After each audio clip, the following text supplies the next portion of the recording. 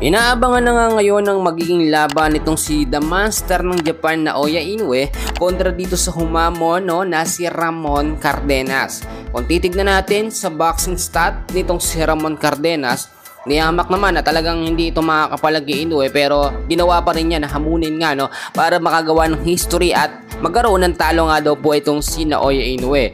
Etong si Ramon Cardenas, mga kaibigan, tinatawag ho ito or also known as Dinamita. Matindi Dinamita. At may edad ito na 29 years old, American professional boxer na merong record na 26 wins and 1 loss. Kung titignan naman natin, mga kaibigan, halos same height lang sila na Naoya Inoue, 5'6" din ang height niya. At eto merong class na super bantamweight, 122 pounds. Yung next fight niya nga kay Inoue, mamaya na ho yan. Tignan naman natin ang boxing record. Ito nga pong si Naoya Inoue. As of now, kung titignan natin, mga kaibigan, sa record, si Naoya Inoue ay meron 29 wins, 0 losses, At sa 29 wins na yan, 26 po dyan ang knockout victories.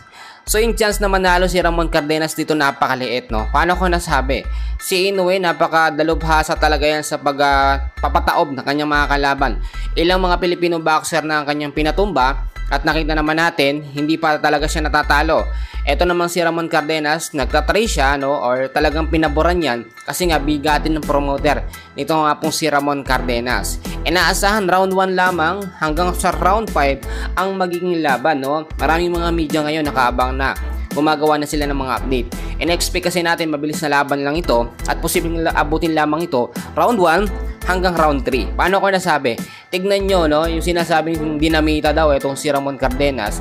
Pero iba naman ang kalibre ng mga suntok na meron nga po etong si Naoya Inoue. Kung titignan nyo sa opening pa lamang, o entrance pa lamang ng mga boksero na ito, etong si Inoue talaga bigatin, Si Ramon Cardenas, simpihan lamang yan, hindi pa yan ganun kasikat.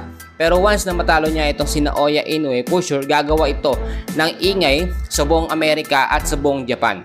Kasi nga naman, may makakatalo na, or matatalo nila kung matalo nila itong si Naoya Inoue. Siyempre, hindi naman papayagan yan. Alam niyo, si Angas sa Pinas, talagang ibaba siyang si Inoue kapag ka natalo. Pero sa pagkakataong ito, ayon na rin sa update sa kampo ni Inoue, ay sobrang pinaghandaan nila yung magiging laban kay Ramon Cardenas. Bigating promoter, kaya naikasa, At eto ba, alam naman natin, tinatawag siyang Turtle. Or nakita naman, lumabas na siya sa bansang Japan at sa Amerika na siya lalaban ngayon.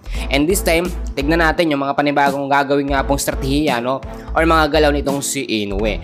Yan muna ang update, meron pa mamaya. Huwag kakalimutan mag-like and subscribe. Maraming salamat po.